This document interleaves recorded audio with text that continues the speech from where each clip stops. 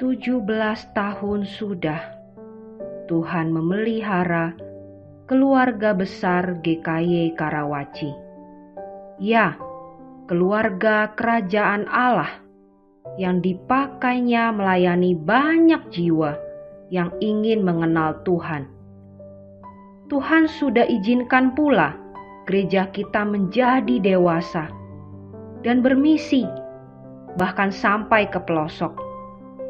Dari generasi ke generasi, Tuhan terus menyatakan kesetiaan dan firman-Nya kepada anak-anak hingga usia senja.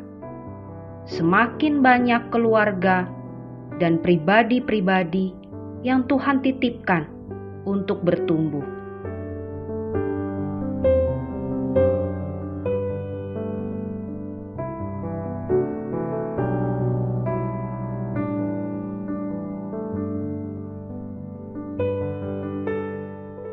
Amanat ini bukan hanya untuk kalangan tertentu saja di dalam gereja, tapi untuk setiap dari kita.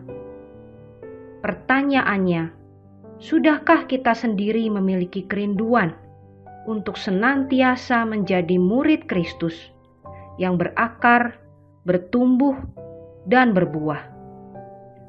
Dimulai dari suami-suami yang tunduk dan mencintai Bapa lebih dari apapun. Bersama dengan istri-istri terus bertumbuh, memperlengkapi diri menjadi suami istri, papa mama yang membawa anak-anak mengenal penciptanya.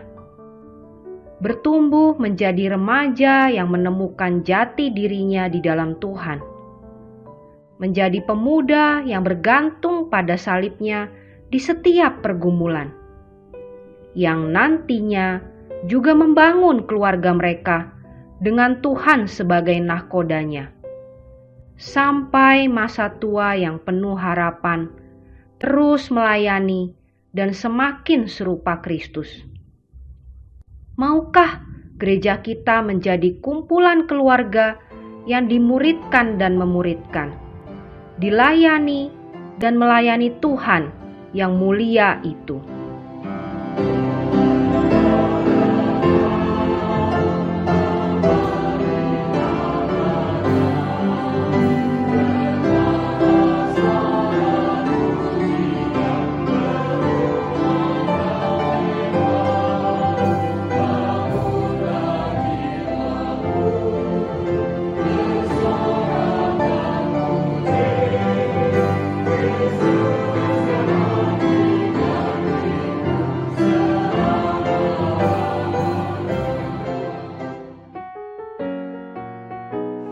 Mari teman-teman, kakak-kakak, papa mama, opa oma, semuanya di sepanjang umur kita bertumbuh bersama-sama menjadi murid Kristus yang betul-betul mengasihi Tuhan, mengasihi keluarga dan sesama, dan melayani dunia.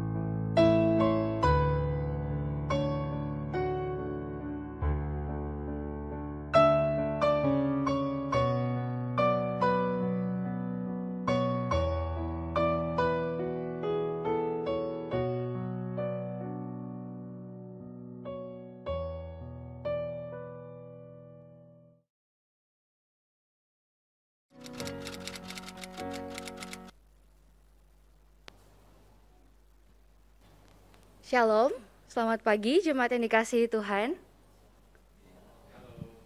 Shalom.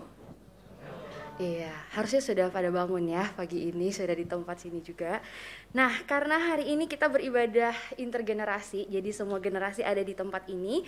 Izinkan saya untuk menyapa sekali lagi dari anak-anak sekolah minggu ya. Karena di sini ada teman-teman anak-anak sekolah minggu yang lucu-lucu, imut-imut ya. Panggilnya apa ya, adik-adik kali ya, karena kan saya masih sedikit lebih muda. Oke, selamat pagi adik-adik. Selamat pagi, apa harus lebih? Selamat pagi Fidel, terima kasih untuk semangatnya ya. Selamat pagi, oke. Di sini juga ada remaja dan pemuda. Selamat pagi teman-teman. Pagi, iya. Kemudian saya juga ingin menyapa para pemuda dewasa, Pak Sutri dan juga Caleb. Selamat pagi. Selamat pagi, bagus, lebih dewasa, lebih semangat ya rasanya ya, bagus, puji Tuhan. Nah, hari ini secara khusus kita juga merayakan Parents Day. Jadi mungkin bagi jemaat yang belum memakai bunga ini, boleh angkat tangan atau ke Asher, nanti Asher akan bantu. Dan hari ini kita juga akan sama-sama merayakan hari ulang tahun gereja kita yang ke-17 tahun. Dan satu kesempatan yang patut kita syukuri karena kita datang beribadah kepada Tuhan sebagai umatnya dari semua generasi. Dan oleh karena itu mari sebagai umat Tuhan kita mempersiapkan hati kita di hadapan Tuhan untuk datang beribadah, memenuhi panggilannya untuk beribadah pada pagi hari ini. Oleh karena itu jemaat yang dikasihi Tuhan, saya mengundang kita semua untuk bangkit berdiri. Mari kita persiapkan hati kita karena Tuhan berada di bait sucinya.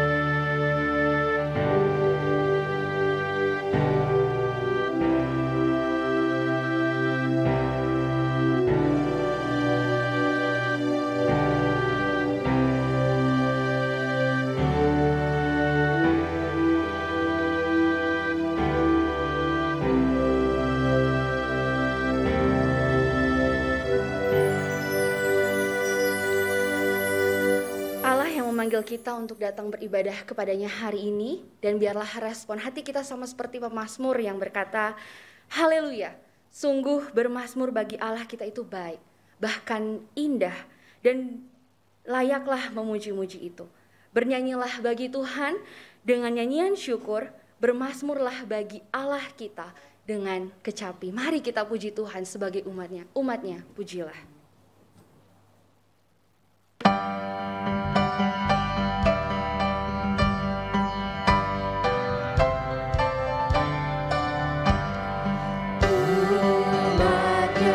amin.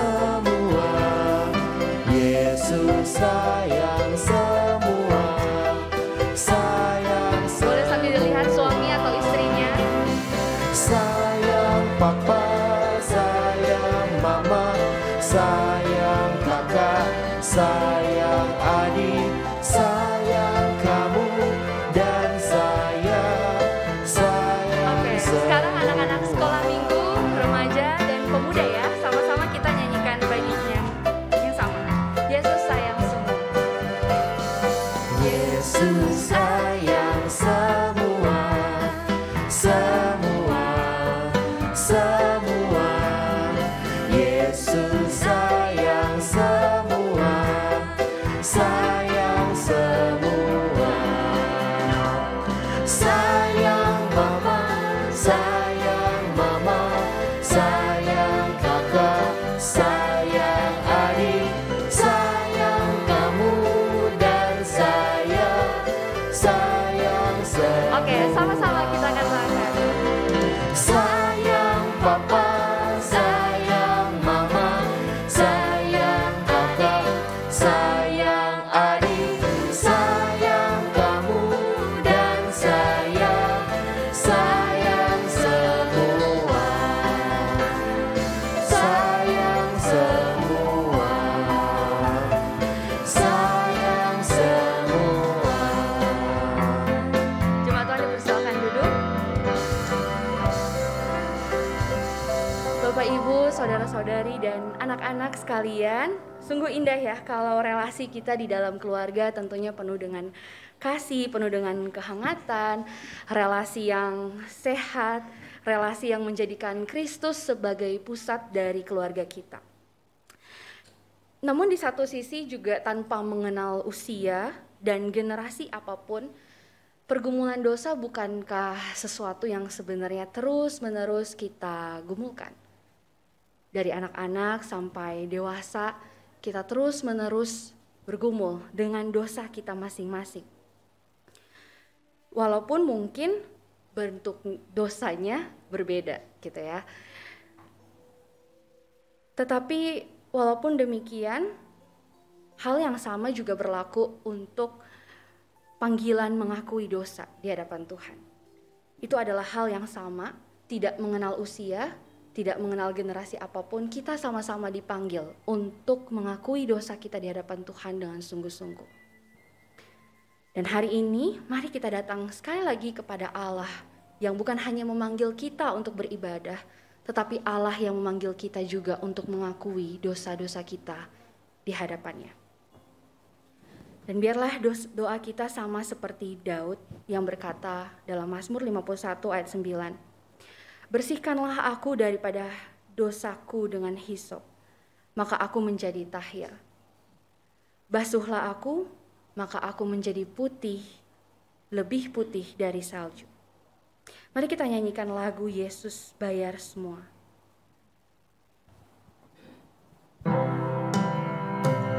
Sambil mengetahui bahwa anugerah pengampunan tersedia bagi kita ketika datang kepada-Nya.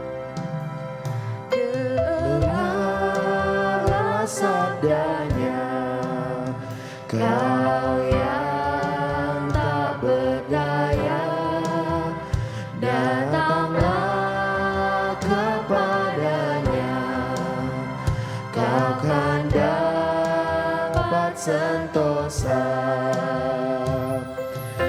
Yesus bayar semua dosaku,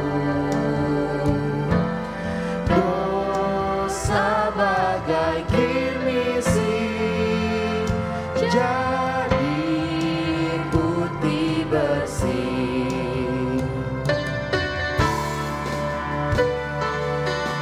Tidak ada pada kita kebaikan, tetapi darah Tuhan yang menyucikan kita.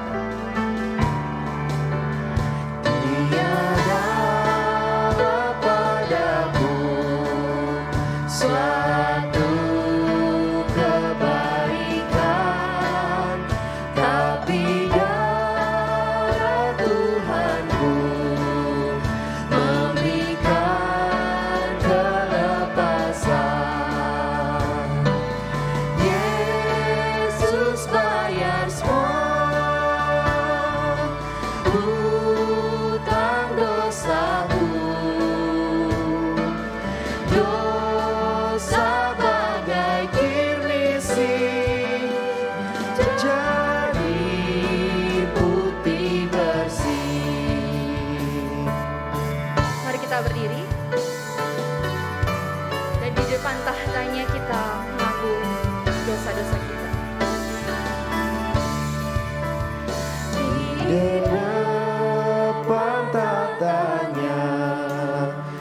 Sekarang ku berteduh, ku jadi anak Allah. Hatiku bersyukur. Yesus bayar semua hutang dosa. Yesus bayar semua hutang dosaku. Dosa bagai kirmisi jadi putih bersih. Mari jemaat kasih dalam Tuhan, baik kita yang ada di gedung gereja ataupun kita yang ada di rumah saat ini, kita datang mengakui dosa kita di hadapan Allah yang Maha Kudus. Dan kita mengakui setiap dosa kita di hadapannya. Kita berdoa.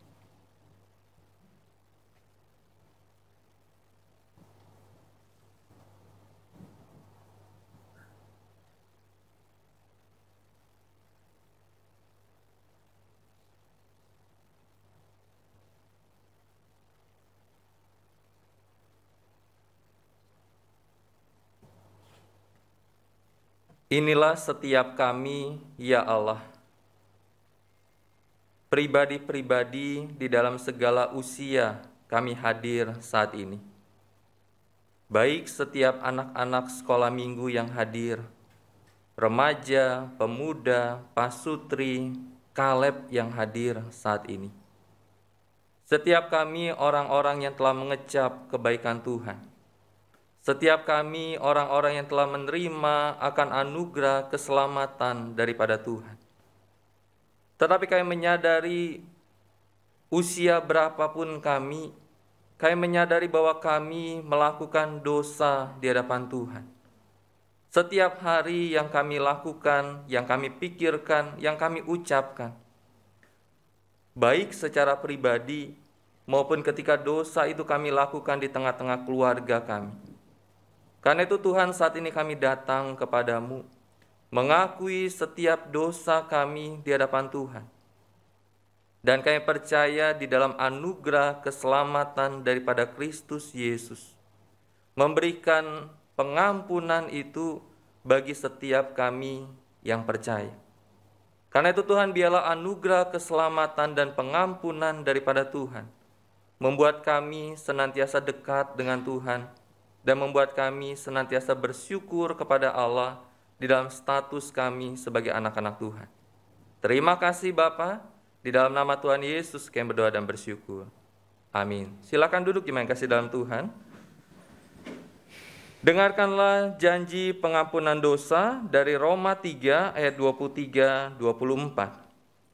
Karena semua orang telah berbuat dosa dan telah kehilangan kemuliaan Allah, dan oleh kasih karunia telah dibenarkan dengan cuma-cuma karena penebusan dalam Kristus Yesus. Mari kita nyanyikan nyanyian syukur kita untuk pengampunan dosa yang Tuhan berikan bagi kita.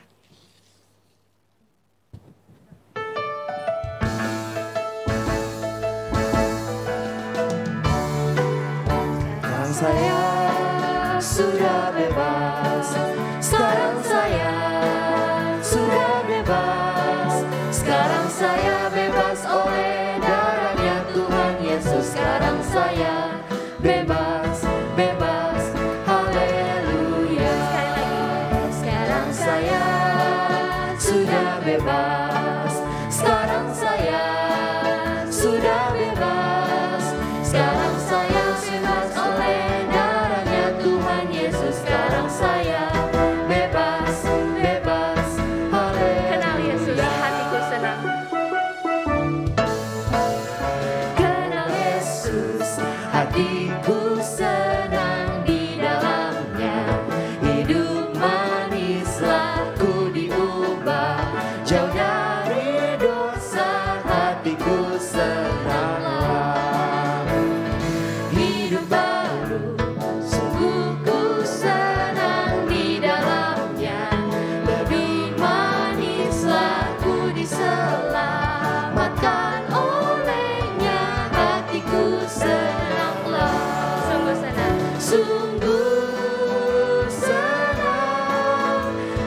masih ada air mata di dalam Yesus. Hatiku senanglah, Dia tebusku. Hatiku senang di dalamnya.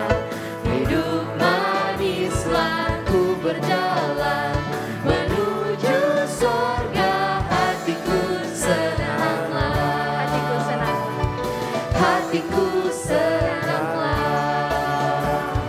hatiku senanglah. Jemaat Tuhan, mari kita berdiri bersama dengan umat Tuhan dari segala abad dan segala tempat. Mari sama-sama kita mengikrarkan pengakuan iman kita menurut pengakuan iman rasuli. Aku percaya kepada Allah, Bapa yang Maha Kuasa, Khalik langit dan bumi, dan kepada Yesus Kristus, anaknya yang tunggal Tuhan kita, yang dikandung daripada Roh Kudus, lahir dari anak darah Maria, yang menderita sengsara di bawah pemerintahan Pontius Pilatus, disalibkan, mati dan dikuburkan, turun ke dalam kerajaan maut. Pada hari yang ketiga, bangkit pula dari antara orang mati, naik ke sorga, duduk di sebelah kanan Allah, Bapa yang Maha Kuasa. Dan dari sana Ia akan datang untuk menghakimi orang yang hidup dan yang mati. Aku percaya kepada Roh Kudus, gereja yang kudus dan am, persekutuan orang kudus, pengampunan dosa, kebangkitan tubuh, dan hidup yang kekal.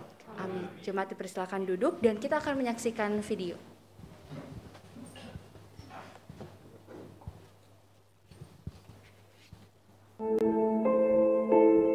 Tiap hari yang kulihat hanya kesibukan demi kesibukan. Papa sibuk dengan pekerjaan di kantornya. Berangkat pagi dan pulang larut malam. Mama sibuk berselancar di media sosial dan memenuhi keranjang online-nya. Sering kulihat kakak-kakak yang sibuk hangout bersama teman-teman. Sibuk menghabiskan waktu bekerja keras juga hingga harus lembur setiap hari. Sampai-sampai menelpon keluarga atau sekedar berkumpul untuk mengobrol rasanya sulit sekali. Tapi aku juga sadar, dan aku pun sibuk dengan duniaku sendiri. Apakah ini yang disebut keluarga?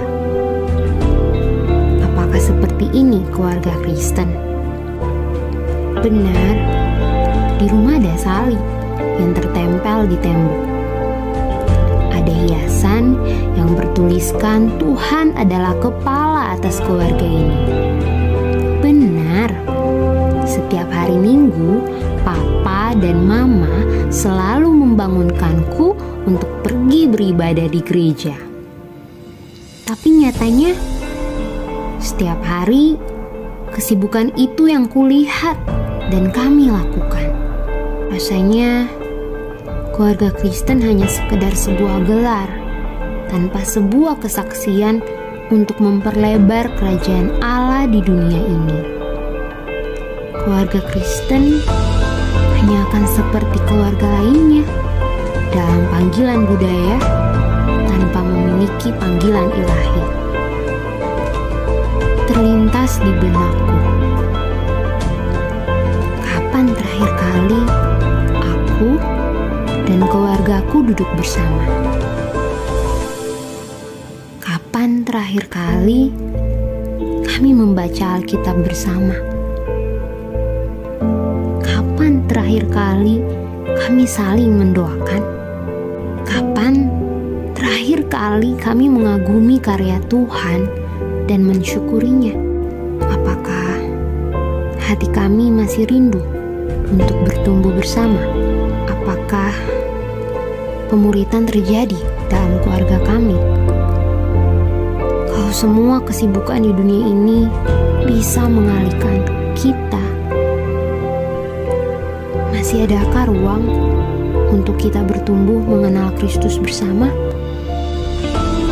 Hari ini aku berdoa, kiranya Papa, Mama, Kakak, adik, bahkan aku bisa sadar pentingnya pemuritan keluarga, agar kita semua bisa mulai untuk saling mendukung menjadi murid Tuhan yang bertumbuh, agar saat aku besar nanti dan kelak menikah, dengan hati penuh ucapan syukur, aku berkata pada pasangan dan anakku, aku sudah dimuridkan oleh orang tuaku. Maka sekarang, tugasku adalah memuridkan keluarga ini, agar menjadi murid Tuhan yang bertumbuh dan mencintai Tuhan.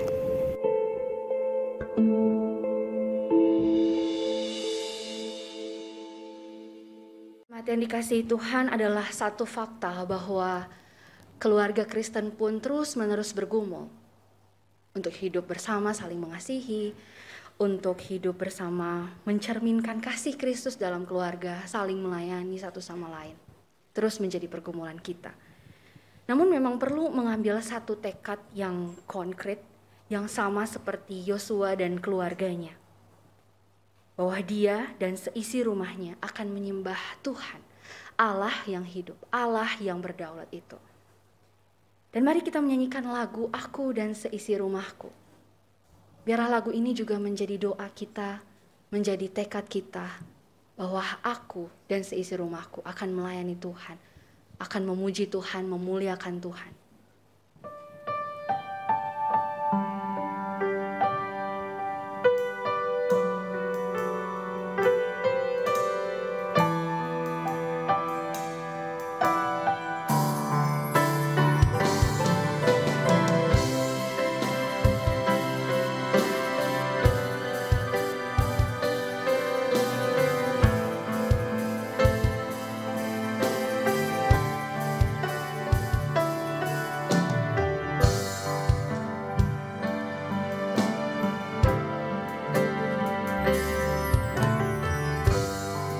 Bersatu dalam kasih, bersama melayani dan saling mengampuni. Ini doa kami. Ini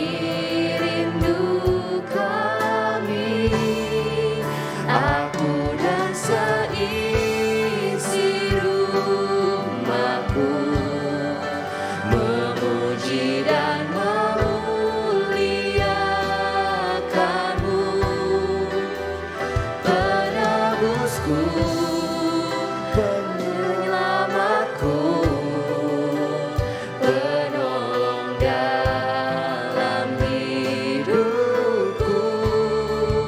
Aku dan seisi rumahku mengangkat tangan mengandalkanmu, bersatu hati mengasihimu, melayani Tuhan seumur hidupku.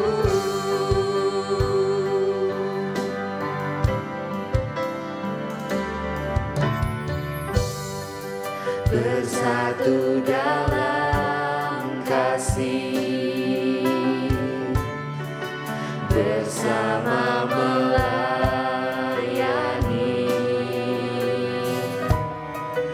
dan saling mengampuni. Ini doa kami. Ini rindu kami. Aku dan seisi rumahku memuji dan memuliakanmu,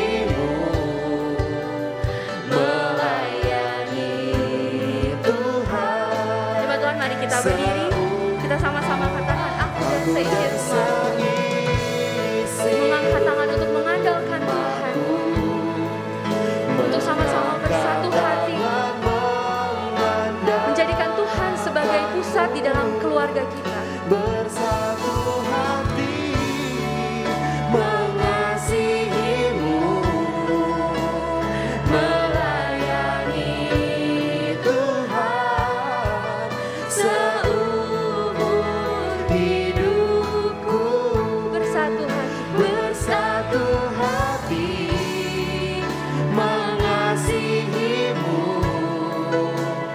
melayani Tuhan seumur hidupku.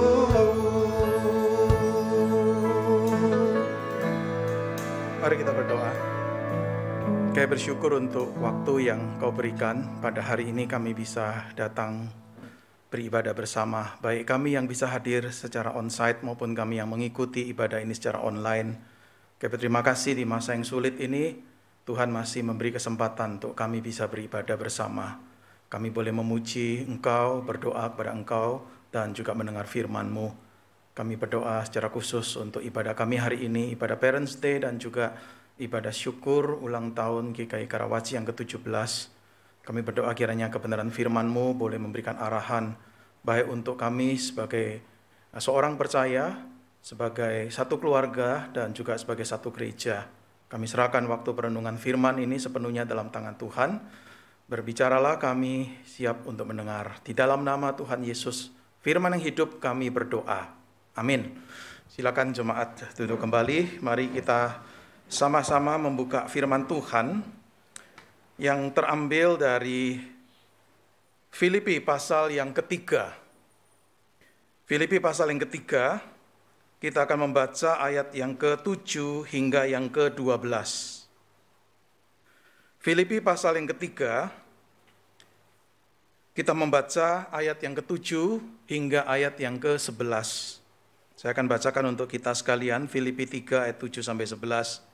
Tetapi apa yang dahulu merupakan keuntungan bagiku, sekarang kuanggap rugi karena Kristus.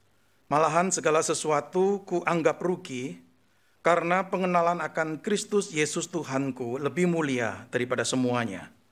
Oleh karena Dialah aku telah melepaskan semuanya itu dan menganggapnya sampah, supaya aku memperoleh Kristus, dan berada dalam Dia bukan dengan kebenaranku sendiri karena mentaati hukum Taurat, melainkan dengan kebenaran karena kepercayaan pada Kristus, yaitu kebenaran yang Allah anugerahkan berdasarkan kepercayaan. Yang ku kehendaki ialah mengenal Dia dan kuasa kebangkitannya dan persekutuan dalam penderitaannya, di mana aku menjadi serupa dengan Dia dalam kematiannya, supaya aku akhirnya beroleh kebangkitan dari antara orang mati. Sampai demikian jauh firman yang kita baca. Berbagai mereka yang bukan hanya membaca, mendengar, tapi yang juga melakukan di dalam kehidupan setiap hari. Seorang teolog dari Jerman bernama Dietrich Bonhoeffer pernah mengatakan satu kalimat yang cukup terkenal. Kekristenan tanpa pemuritan adalah pasti kekristenan tanpa Kristus. Christianity without discipleship is always Christianity without Christ. Saudara, kalimat itu satu kalimat yang sangat tajam dan sangat dalam. Saudara, kalau berbicara tentang kekristenan tanpa Kristus, Christianity without Christ, itu jelas sekali kita bukan berbicara tentang kekristenan. Itu bukan kekristenan yang sejati, bukan kekristenan yang benar. Saudara, kenapa? Karena inti dari kekristenan dan kita tahu terletak pada diri dan pribadi Yesus Kristus. Christianity is Christ. Saudara, kita membuang Kristus dari kekristenan, maka itu bukan kekristenan yang benar. Kekristenan tanpa Kristus itu hanya menjadi satu filsafat keagamaan. Kalau kekristenan tanpa Kristus itu bukan kekristenan yang benar, maka kita juga bisa berkata begini, kekristenan tanpa pemuritan, Christianity without discipleship, itu juga bukan kekristenan yang benar. Seorang pakar discipleship, kemuritan, itu pernah berkata begini, tanpa pemuritan, nggak ada kekristenan. Kenapa, saudara? Karena pemuritan itulah yang menghidupkan iman Kristen. Ketika kita kehilangan discipleship, ketika kita kehilangan pemuritan, sesungguhnya kita kehilangan kekristenan yang hidup. Saudara, kenapa kita berani menyimpulkan bahwa kekristenan tanpa pemuritan itu bukan kekristenan? Saudara, kenapa kita bisa simpulkan seperti itu? Saudara, kalau kita membaca Alkitab, istilah murid itu dipakai di dalam Alkitab, khususnya di Perjanjian Baru, dengan satu konotasi yang khusus. Seorang murid itu bukan sekedar seorang student, seorang yang belajar. Tetapi seorang murid itu adalah seorang pengikut. Maka sederhananya, pemuritan itu adalah belajar dari, mengikuti, dan meneladani seorang guru. Saudara, istilah murid di dalam Perjanjian Baru dipakai secara khusus memang untuk 12 murid Yesus pertama-tama. Saudara, mereka hidup bersama Yesus, mereka mengikuti Yesus, mereka percaya pada Yesus. Mereka meneladani Yesus. Tetapi istilah murid ternyata bukan hanya dipakai untuk 12 murid Yesus yang pertama itu. Ternyata istilah murid di dalam Perjanjian Baru dipakai untuk siapa? Untuk semua orang percaya. Untuk semua orang yang mengikuti Kristus. Di gereja mula-mula, setiap orang percaya itu disebut sebagai murid.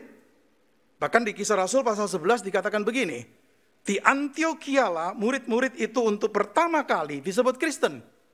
Jadi sebelum disebut Kristen, identitas yang dilekatkan pada orang percaya adalah murid.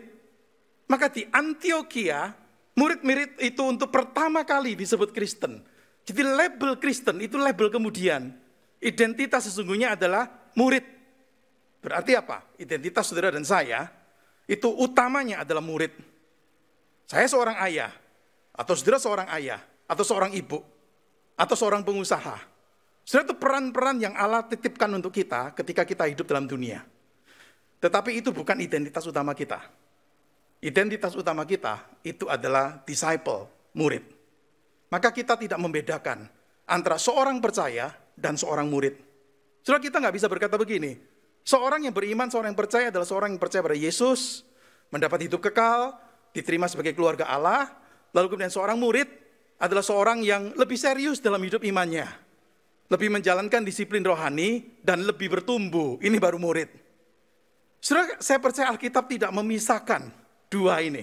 Sebenarnya seorang percaya itu bukan murid, atau seorang murid itu bukan seorang percaya. Saudara, ingat amanat agung Yesus. Berkata, pergilah dan jadikanlah semua bangsa muridku. Yesus tidak berkata, jadikanlah semua bangsa orang Kristen. Yesus tidak berkata, jadikanlah semua bangsa orang percaya. Tetapi jadikanlah semua bangsa muridku. Sudah berarti apa? Seorang percaya itu seorang murid. Karena ia mengikuti Kristus. Menjadi seorang Kristen, seorang percaya itu menjadi seorang murid. Tidak ada orang Kristen yang bukan murid. Perbedaannya hanyalah apa? Hanyalah sudah berapa lama jadi murid.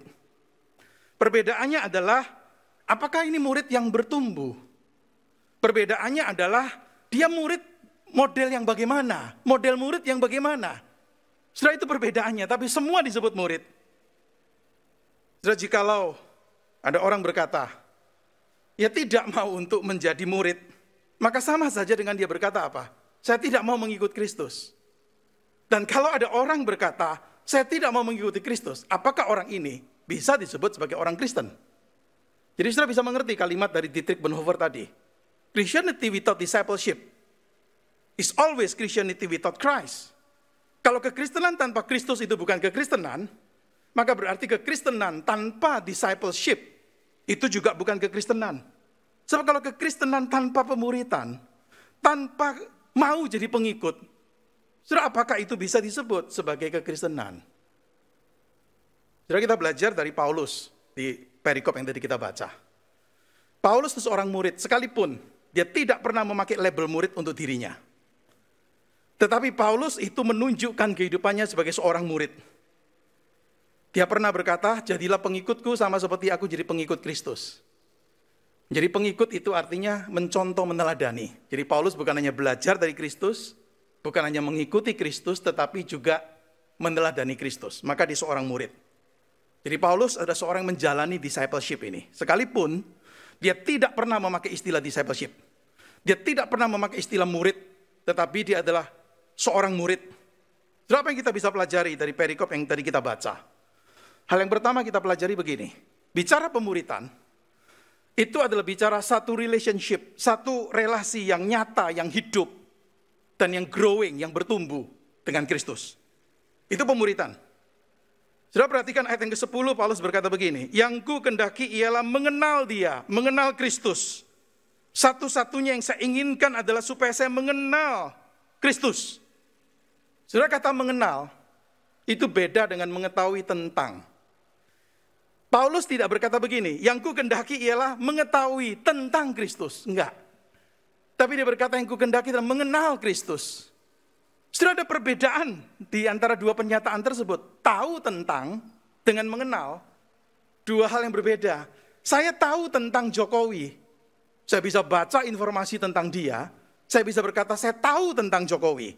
Tapi saya tidak bisa berkata saya mengenal Jokowi. Kenapa? Karena kami tidak ada di dalam satu relasi. Maka untuk mengenal Kristus, itu jelas sekali. Harus ada dalam satu relasi dengan dia. Jadi mengenal Tuhan itu bukan sekedar tahu fakta-fakta tentang Tuhan. Bukan hanya tahu fakta-fakta tentang Tuhan yang dinyatakan dalam kitab suci. Saudara, itu penting, bukan nggak penting. Sebab kalau nggak tahu fakta itu bagaimana bisa mengenal. Tetapi mengetahui tentang tidak sama dengan mengenal. Maka yang Paulus tekankan di sini adalah pengenalan yang bukan hanya di otak. Berhenti sampai pengetahuan yang kognitif, pengetahuan secara intelektual. Tapi Paulus bicara mengenai apa? Mengenal secara real, mengenal secara nyata, mengenal secara personal. Itulah yang jadi kerinduan dari Paulus. Mengalami Kristus itu secara nyata di dalam hidupnya. Mengalami dia sebagai juru selamat, mengalami dia juga sebagai Tuhan.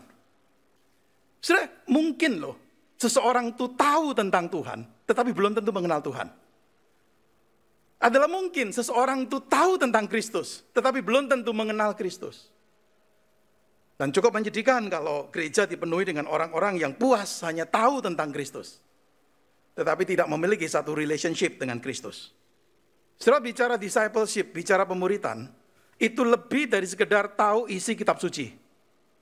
Bicara pemuritan, itu lebih dari sekedar saudara aktif di satu kelompok kecil yang rutin belajar Alkitab. Lebih dari itu. Karena pemuritan itu satu relasi, relationship. Bersama dengan Kristus, dibangun bersama dengan Kristus dengan satu tujuan yang jelas, yaitu apa? Untuk makin menyerupai dia. Pemuritan selalu mengandung dua aspek. Aspek pertama adalah rasional. Kita tahu tentang, itu penting sih. Belajar tentang Kristus, unsur rasional.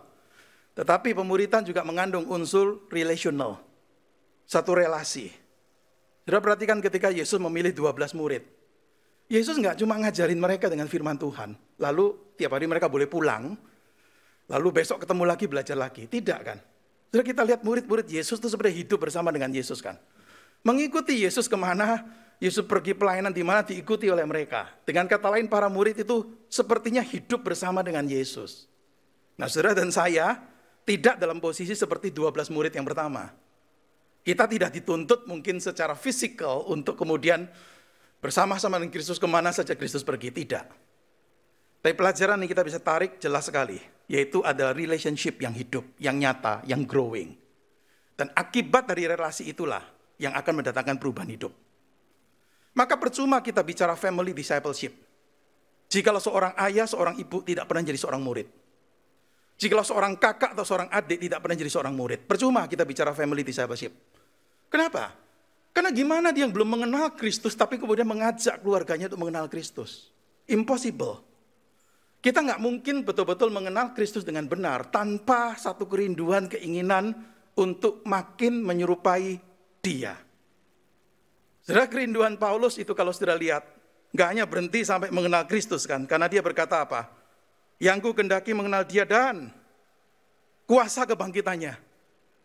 Sekali lagi Paulus ini tidak bicara tentang pengetahuan tentang kuasa kebangkitan. Belum lama kita merayakan Paskah, kita bicara kebangkitan Kristus. Kalau tanya berorang Kristen, mayoritas akan berkata tahu tentang mujizat kebangkitan Kristus. Oh tahu, itulah yang kita rayakan waktu Paskah. Tetapi apakah itu sama dengan kita mengatakan saya mengenal kuasa kebangkitannya? Saudara, Paulus tahu tentang mujizat kebangkitan Kristus. Dia bahkan mengkhotbahkan kemana-mana.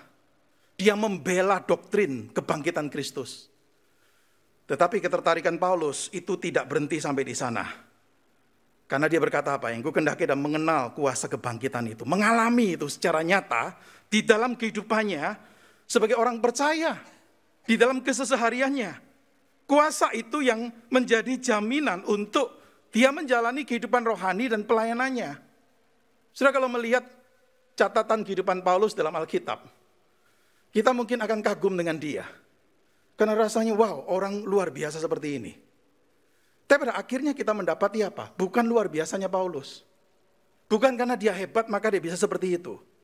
Ya, dia bisa kuat, dia bisa bertahan dalam penderitaannya, dia bisa setia sampai mati. Dia tidak menyangkal iman, dia jadi berkat bagi banyak orang, dia keliling penginjilan kemana-mana. Saudara, kenapa dia bisa seperti itu? Saya percaya jawabannya terletak di dalam kalimat tadi. Yang kukendaki ialah mengenal dia dan kuasa kebangkitannya. Dan bahkan kalau kita lanjutkan di ayat yang ke-10 dia berkata begini, dan persekutuan dalam penderitaannya, di mana aku menjadi serupa dengan dia dalam kematiannya. Saudara, itu kerinduan Paulus untuk bisa meneladani Kristus, bisa dan berani menderita bagi Kristus. Maka dia mengatakan untuk bisa mengenal persekutuan dalam penderitaannya. Saudara, discipleship itu artinya menjadi makin serupa Kristus. Maka Paulus di sini berkata apa? Dia ingin makin serupa Kristus termasuk dalam hal apa? Berani menderita. Mudahkah itu? Jelas tidak. Dan kita bersyukur di sini Paulus itu berkata begini. Yang kukendaki ialah mengenal dia dan kuasa kebangkitannya dan penderitaan dan persekutuan dalam penderitaannya. Kuasa kebangkitan mendahului penderitaan, bukan sebaliknya. Paulus nggak ngomong begini, yang kukendaki mengenal dia dan persekutuan dalam penderitaannya baru dia mengalami kuasa kebangkitan. Tapi kita lihat urutan, mengenal dia, mengenal kuasa kebangkitan, kemudian terakhir persekutuan dalam penderitaannya di mana aku menjadi serupa dengan dia. Artinya apa? Tanpa kuasa kebangkitan, nggak mungkin Paulus bisa menjadi orang yang rela dan berani menderita bagi Kristus. Kuasa kebangkitan inilah yang dialami real oleh Paulus. Dan inilah yang memungkinkan dia jadi seorang yang berani menderita bagi Kristus. Sekali lagi, Paulus tidak bicara pengetahuan tentang kebangkitan Kristus dan kuasanya. Sudah gampang sekali kita ini terjebak dengan kesalahan ini. Seorang pendeta pernah berkata begini, waktu kita merayakan Paskah, setan gak takut kalau kita cuma berhenti sebagai celebration. Wow, Kristus bangkit. Ini mujizat. Tapi dia berkata apa? Setan takut kalau kita menjadi orang yang mengalami kuasa kebangkitan itu. Kuasa yang luar biasa yang membangkitkan Kristus dari kematian, kuasa yang bekerja dalam hidup kita. Dengan mengandalkan kuasa ini, kita growing, kita bertumbuh, bahkan kita berani menderita bagi Kristus. Saudara, inilah esensi pemuritan. Tanpa ini, percuma bicara family discipleship. Tanpa ini, tidak mungkin kita jadi seorang ayah, seorang ibu, seorang anak yang bisa jadi berkat di dalam keluarga kita nih. Sekali lagi, saudara, pemuritan itu kehidupan kita. Pemuritan itu bukan satu bukan satu program gereja. Gereja ngadain kelas pembinaan atau kelas pemuritan, kita ikut lalu kita katakan, oh saya udah selesai nih jadi murid. Tidak. Saudara, pemuritan itu bukan satu kegiatan di gereja, tetapi satu cara hidup, way of life. Dan itu mempengaruhi semua aspek hidup kita. Seorang murid bukan hanya tahu kebenaran, tetapi dia mempraktekkan kebenaran itu dalam hidupnya. Karena bicara ketaatan kita tahu, saudara, itu bukan bicara teori, tapi bicara praktek kan. Bicara ketaatan secara teori gampang. Seorang pengkhotbah atau seorang pemimpin pujian bisa dari mimbar berulang-ulang ngomong ketaatan. Secara teoritis. Tapi apakah hidupnya menunjukkan ketaatan? Itu hal yang lain. Saudara, bicara discipleship, mungkin banyak dari saudara yang tahu apa itu discipleship. Esensi discipleship pun kita tahu. Oh iya, saya perlu punya relasi dengan Kristus dan menjadi makin serupa dia. Tapi ingat, discipleship itu bukan teori. Tapi discipleship adalah satu praktek kehidupan di mana kita ada dalam satu proses. Semakin terus belajar, semakin mengalami Kristus di dalam hidup kita, dan semakin kita diubahkan menjadi serupa dengan dia. Itu discipleship. Dan hal yang kedua yang kita belajar dari tulisan Paulus di sini adalah discipleship itu satu proses umur hidup. Satu perjalanan seumur hidup. Kalau saudara baca Filipi 3 ayat 7 sampai 11 tadi, saya kira-kira bisa bagi hidup Paulus itu jadi 3 bagian. Hidup Kristennya. Masa lalu, masa sekarang, dan masa akan datang. Di masa lalu kehidupan Kristennya, Paulus cerita apa? Pertobatannya. Sudah lewat pertobatannya, ya kan? Dia sudah jadi anak Tuhan, dia sudah diselamatkan, sudah lewat peristiwa itu. Tapi kemudian dia juga bicara masa depannya. Di ayat yang ke-11 dia berkata dia ingin untuk mengalami apa? Beroleh kebangkitan dari antara orang mati, mengalami glorification. Itu nantinya. Di antara past and future ada present. Hidupnya Paulus waktu masih dia hidup itu. Waktu dia masih bisa menulis surat Filipi. Dan apa yang dia katakan ini? Dia mengatakan di ayat yang ke-10 tadi, yang ku kendaki ialah mengenal dia dan kuasa kebangkitannya dan persekutuan dalam penderitaannya. Sudah perhatikan di antara past and future selalu ada present. Hidup saudara dan saya juga seperti itu kan sebagai seorang percaya. Kita punya masa lalu sebagai orang Kristen. 30 tahun yang lalu saya bertobat. 30 tahun yang lalu saya mengenal Kristus. Atau mungkin dari sejak kecil nih. Satu waktu kita akan menerima kemuliaan, glorification, menerima tubuh kebangkitan, itu masa depan. Setelah kita mati nanti kita bersama dengan Tuhan, itu masa depan. Di antara masa lalu dan masa depan, ada masa sekarangnya kita. Dan apa yang kita isi dalam masa sekarang ini. Jadi sudah bisa melihat argumen Paulus di sini. Ayat 7 sampai 9 bicara masa lalu. Ayat 11 bicara masa depan. Ayat 10 bicara masa sekarangnya dia. Artinya di dalam masa sekarangnya itu, Paulus itu punya satu ambisi. Ambisi yang suci. Yaitu dia berkata yang kukendaki ialah mengenal dia dan kuasa kebangkitannya dan persekutuan di dalam penderitaannya. Itulah yang menjadi kerinduan dari Paulus. Sudah kalau tanya kepada Paulus waktu dia menulis surat Filipi ini. Kamu udah kenal Kristus enggak? Saya percaya Paulus akan katakan, oh saya sudah. Udah puluhan tahun lewat. Saya pertama kali bertemu Kristus waktu kapan? Waktu perjalanan menuju ke Damsyik. Tuhan tangkap dia, bertemu dengan Kristus. Saya mengenal Kristus. Sudah lewat puluhan tahun. Tetapi dia tetap mengatakan apa? Ayat yang ke-10 tadi. Yang ku kendaki ialah mengenal dia dan kuasa kebangkitannya dan persekutuan di dalam penderitaannya. Artinya apa? Paulus nggak pernah berhenti cuma puas dengan pengenalan masa lalu. Pertama kali mengenal Kristus atau mungkin sudah terjadi beberapa kali di masa lalunya. Tetapi kerinduan dia adalah di masa sekarangnya selama dia masih hidup. Dia bisa berkata yang ku kendaki mengenal dia. Jadi pengenalan akan Kristus ini nggak mungkin cuma sekali atau beberapa kali. Tetapi inilah sesuatu yang bersifat lifelong proses. Satu proses umur hidup. Inilah lifetime journey. Inilah perjalanan seumur hidup. Tanyakan kepada diri saudara dan saya nih. Kita punya masa lalu. Sudah jadi orang Kristen entah berapa lama. Satu waktu kita akan menerima kemuliaan. Masa depan. Apa isi hidup kita di masa sekarang? Apakah isinya cuma kerja cari uang? Atau apa isinya cuma sekedar tiap hari masuk atau akses ke media sosial? Cuma diisi dengan itu? Apakah cuma itu isinya? Sudah bukan berarti kita tidak boleh melakukan itu. Bukan berarti nggak boleh bekerja, cari uang, nggak boleh berdagang, nggak boleh berteman, nggak boleh bermedia sosial. Bukan itu poinnya. Saya percaya Paulus hidup masa sekarangnya dia penuh dengan berbagai aktivitas.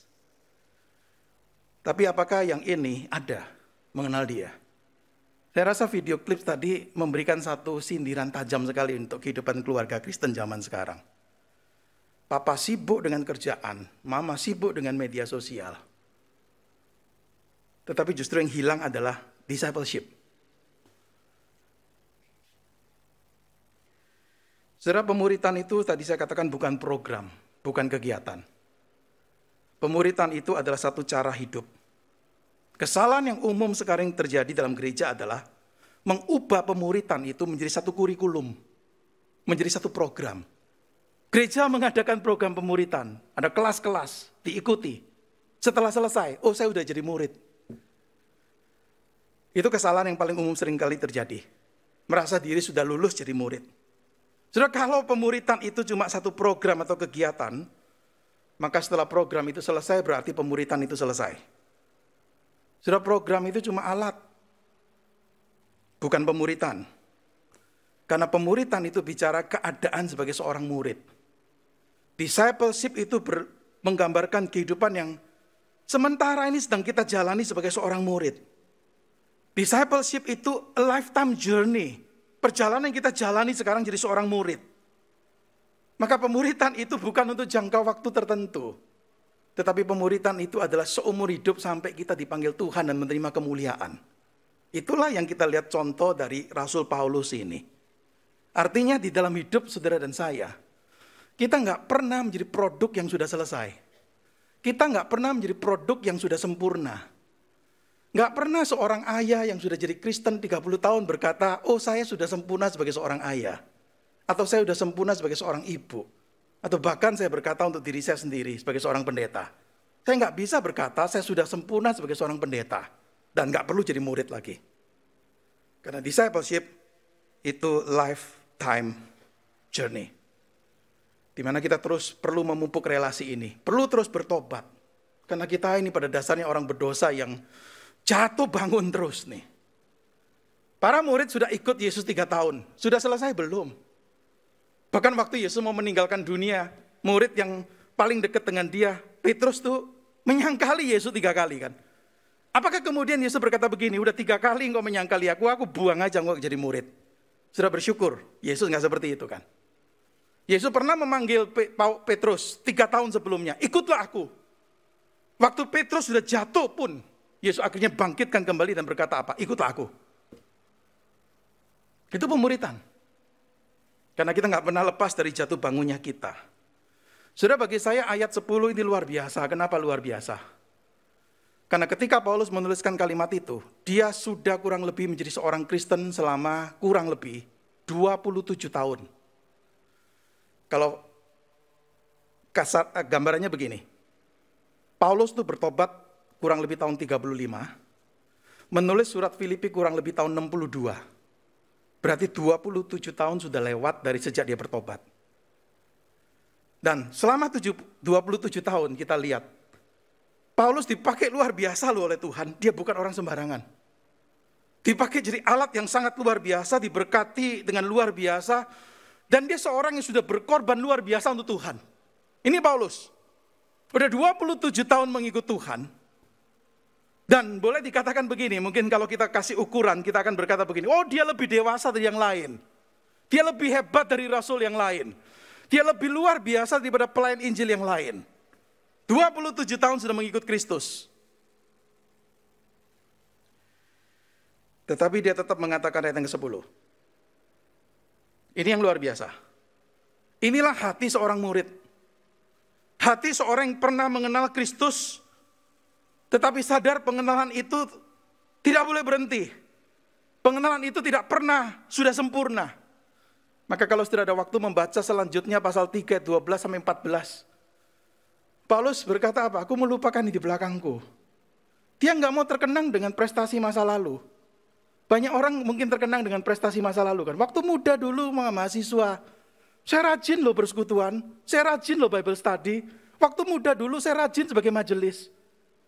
Saudara, kalau Paulus bergantung ke masa lalunya, nggak lupa masa lalu, dia nggak akan bisa mengejar yang di depan.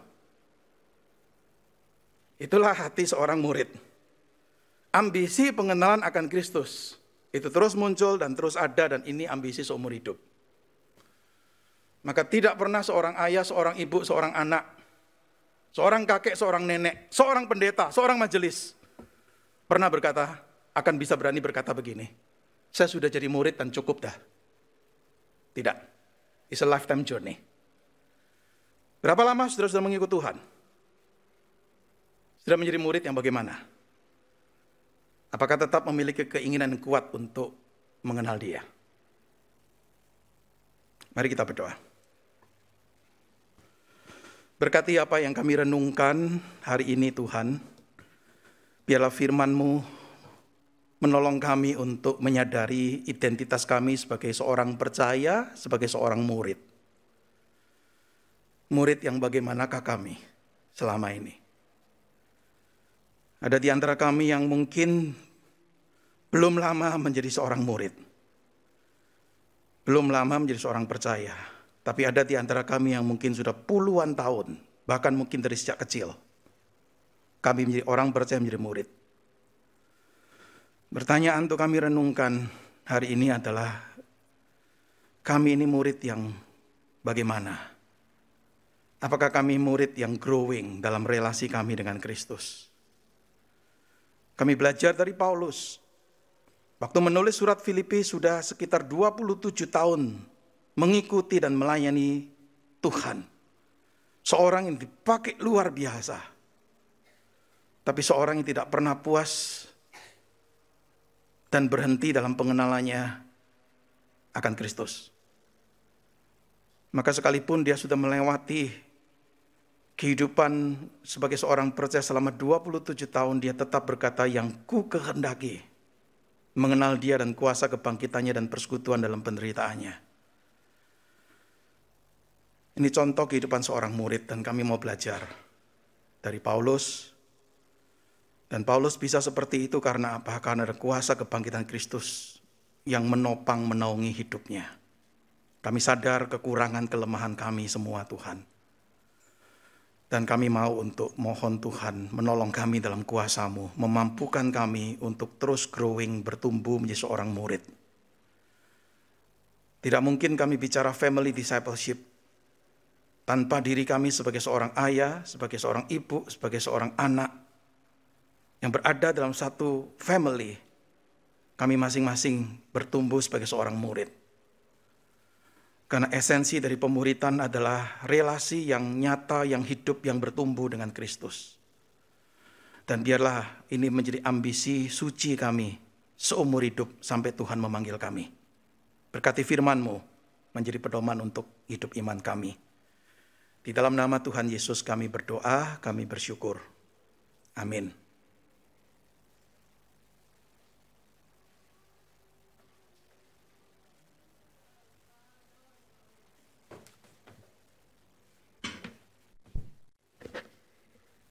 Jemaat yang dikasihi Tuhan, saat ini kita diberikan kesempatan untuk memberikan persembahan sebagai simbol kita memberikan hidup kita, keluarga kita kepada Tuhan. Dan mari kita membawa persembahan kita.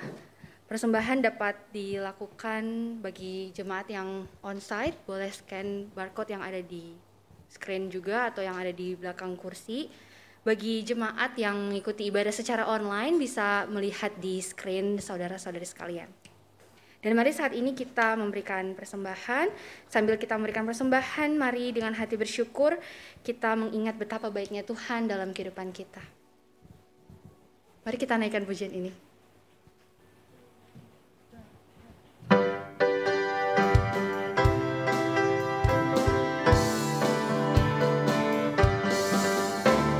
Betapa baiknya Engkau Tuhan, kasih-Mu tiada berkesudahan.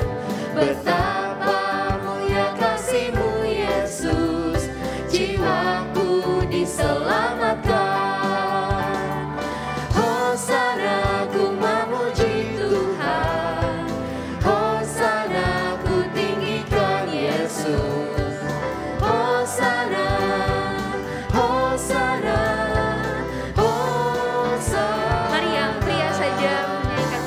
Betapa baiknya Engkau Tuhan, kasih-Mu tiada berkesudahan. Betapa mulia kasih-Mu Yesus, jiwaku diselamatkan. Mari yang wanita.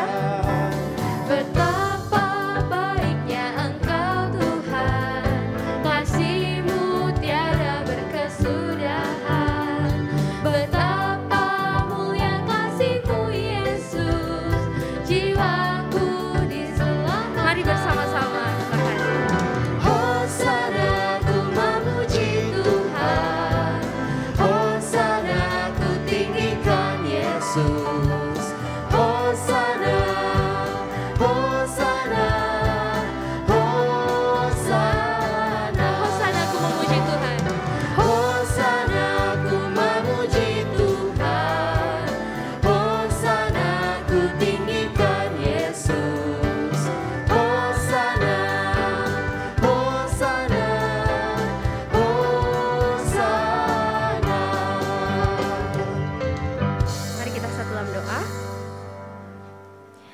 Bapa, kehadapan-Mu kami membawa persembahan kami, itu pun adalah berkat-Nya Tuhan. Dan kami memberikannya sebagai bentuk kami juga menyerahkan hidup kami sepenuhnya kepada Tuhan, menyerahkan keluarga kami, menyerahkan apapun yang Tuhan percayakan untuk kami lakukan, untuk kami hidupi di dalam kehidupan kami. Kami kembalikan semuanya untuk hormat dan kemuliaan Tuhan. Kami berdoa supaya gereja, orang-orang juga dapat mengelolanya dengan baik untuk menggunakannya sesuai dengan apa yang Tuhan kehendaki. Terima kasih Tuhan, kami membawa persembahan kami dan syukur kami kepadamu. Hanya di dalam nama Tuhan Yesus Kristus kami berdoa. Amin. Jemaat yang dikasihi Tuhan, kita akan merayakan Parents Day sebentar ya. Kita akan mendengarkan vokal group dari sekolah minggu digabung bersama dengan remaja dan pemuda.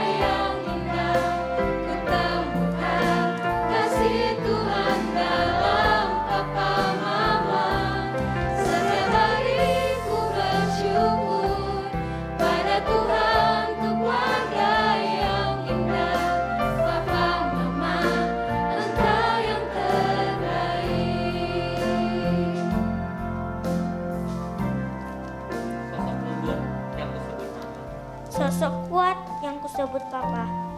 Saat ini aku memandangmu dan turut kurasakan saat indah saat kau dengan erat dekat aku. Ketulusan adalah kata yang bisa menggambarkan cinta kasih. Berkat adalah kata yang bisa menggambarkan cinta kasih Tuhan melalui keberadaan. Aku mengenal cintanya Tuhan melalui kehadiran. Manis caramu mengenalkannya padaku, indahnya caramu mengajar aku. Mama, Papa, layaknya cinta Bapa kepada anaknya, merasakan cinta itu dari Papa Mama. walau ada puing kecil yang hilang, aku tetap mengasihimu. Walau ada luka yang pernah kulukirkan, tapi kau tetap mengasihiku. Susah, sedih, mengitari kehidupan, namun kasih mesra pun ikut menemani hidup. Membawa tawa, senyum indah, dariku, darimu Mama, darimu Papa.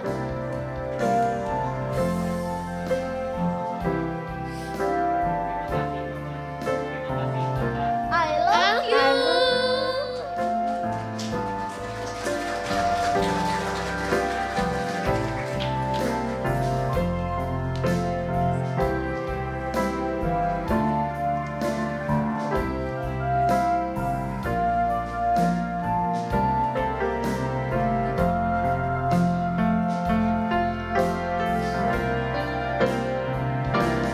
Terima kasih untuk cinta, terima kasih untuk keluarga yang indah. Ku temukan kasih Tuhan dalam Papa Mama. Setiap hari ku bersyukur pada Tuhan untuk keluarga yang indah. Papa Mama, Engkau yang terbaik.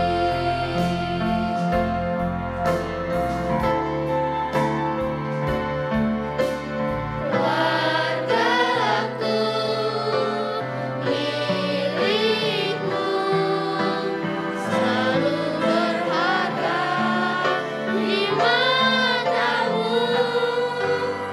Kau satukan, kau berkati untuk kemuliaan-Mu. Keluargaku milikmu, selalu berharga di matamu. Kau satukan, kau berkati untuk kemuliaan-Mu. Keluargaku milikmu, selalu berharga di matamu. Kau satukan, kau berkati untuk kemuliaan-Mu.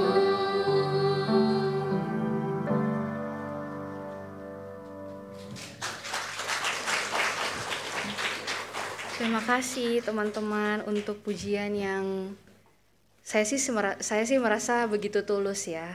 Semoga juga Bapak Ibu dan teman-teman semua merasakan hal yang sama. Dan hari ini kita juga merayakan hari ulang tahun gereja kita yang ke-17 tahun. Kita akan menyaksikan video ucapan sebentar.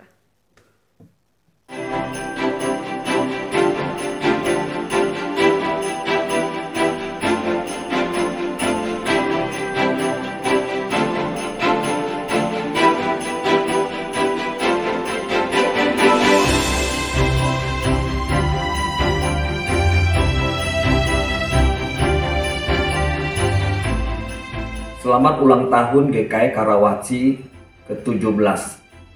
Makin diberkati dan dewasa sebagai murid Kristus.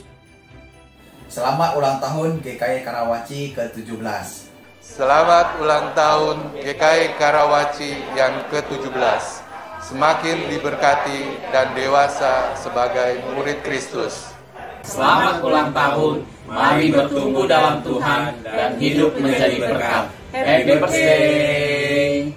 Selamat ulang tahun GKI Karawaci. Semoga terus menjadi gereja yang mulia dan misioner. Selamat ulang tahun GKI Karawaci. Kami Komisi Kaleb GKI Karawaci mengucapkan selamat ulang tahun gereja yang ke-17. Kami semuanya membawa lilin. Kalau lilin dinyalakan, pasti terang. Seperti Tuhan Yesus berkata, kamu adalah terang. Semoga kehidupan kita dapat memuliakan nama Tuhan. Terima kasih. Amin. Selamat ulang tahun GKI Karawaci yang ke-17. Doa kami, GKI Karawaci menjadi gereja yang bertumbuh bersama, menjadi murid Kristus yang mengasihi Tuhan, mengasihi keluarga dan sesama, dan melayani dunia. Kami dari Komisi Anak mengucapkan Selamat ulang tahun GKI Karawaci yang ke-17 tahun. Tuhan Yesus memberkati. Happy birthday GKI Karawaci. God bless you. Happy sweet 17 GKI Karawaci.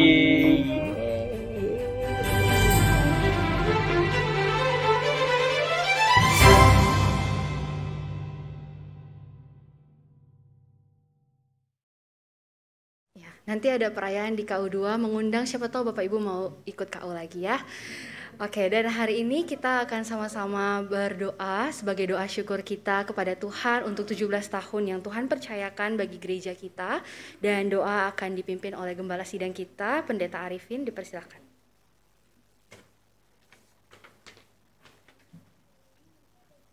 Baik, saya mengundang seluruh jemaat berdiri. Saudara, kita akan mensyukuri bahwa Tuhan telah memimpin gereja kita selama 17 tahun. Kita berdoa supaya Tuhan terus memimpin gerejanya. Dan kita sebagai jemaat supaya bisa bertumbuh di dalam Tuhan, menjadi murid yang memuridkan orang lain. Mari kita bersama-sama bersehati berdoa.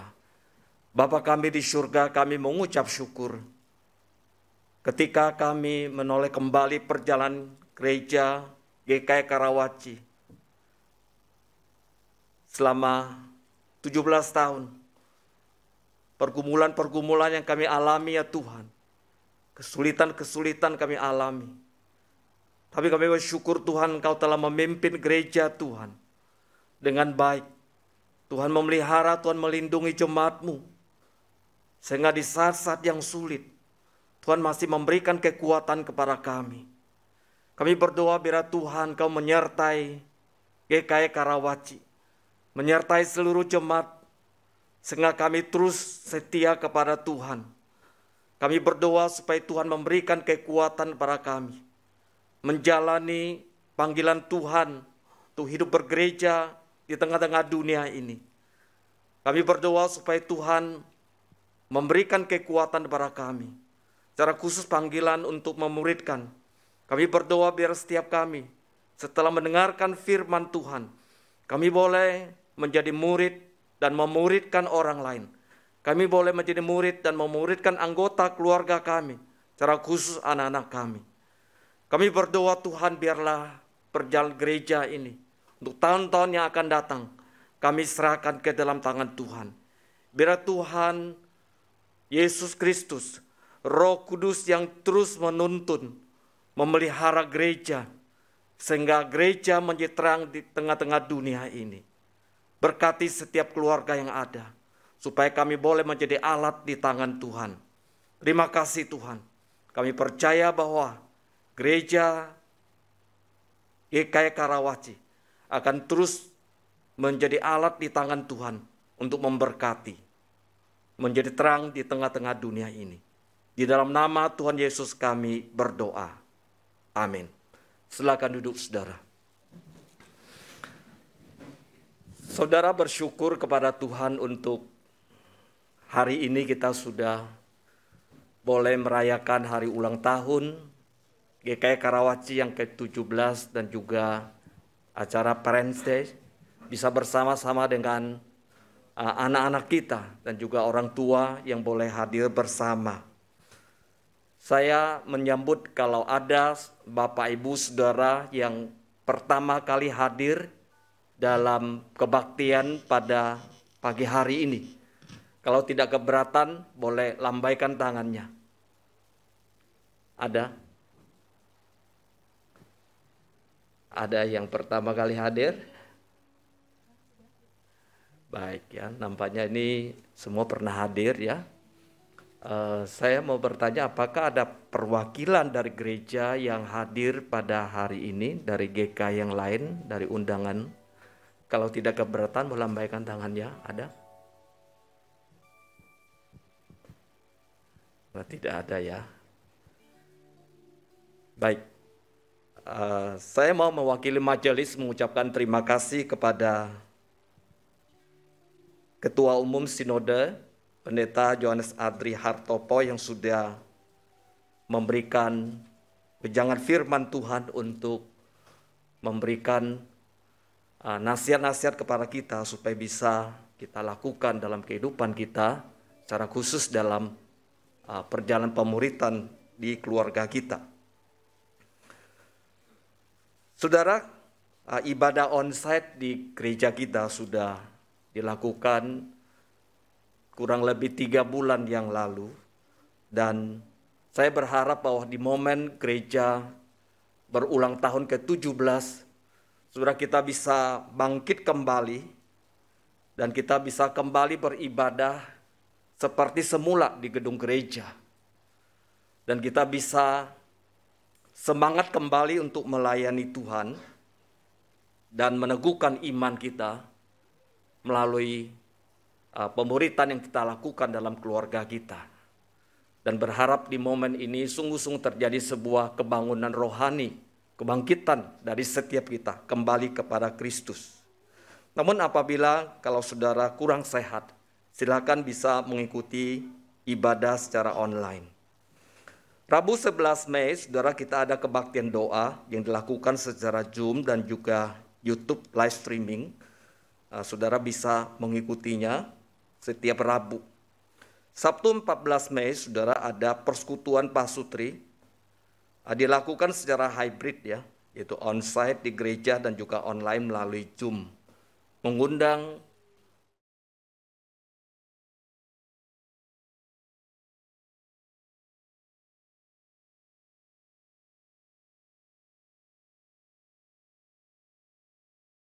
yang Mangga Besar yang ke-77, ada beberapa cabang olahraga.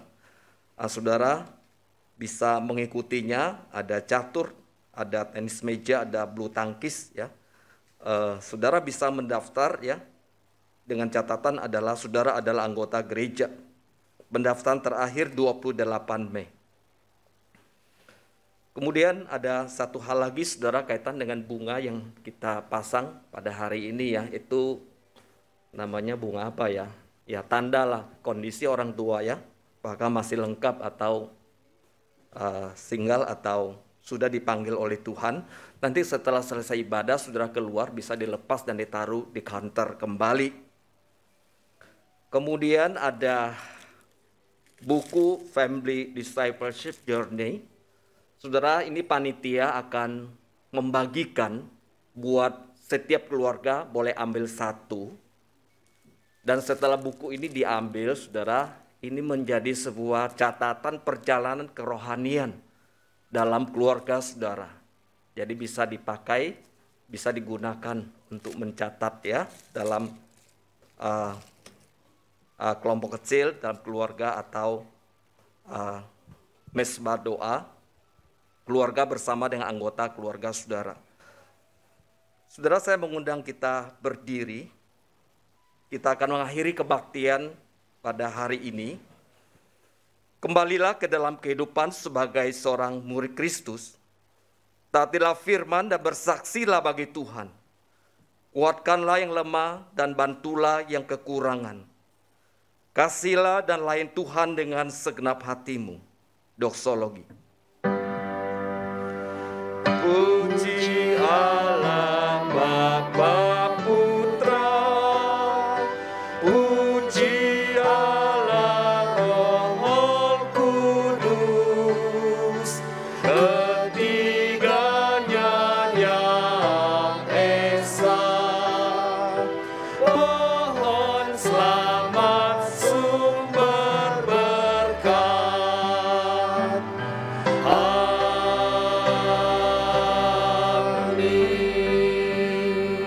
Teman yang saya kasih dalam Tuhan, arahkan hatimu dan pulang terimalah berkat Tuhan. Tuhan memberkati engkau dan melindungi engkau. Tuhan menyinari engkau dengan wajah-Nya dan memberi engkau kasih karunia. Tuhan menghadapkan wajah-Nya kepadamu dan memberi engkau damai sejahtera. Mulai saat ini, bahkan sampai selama-lamanya. Amin.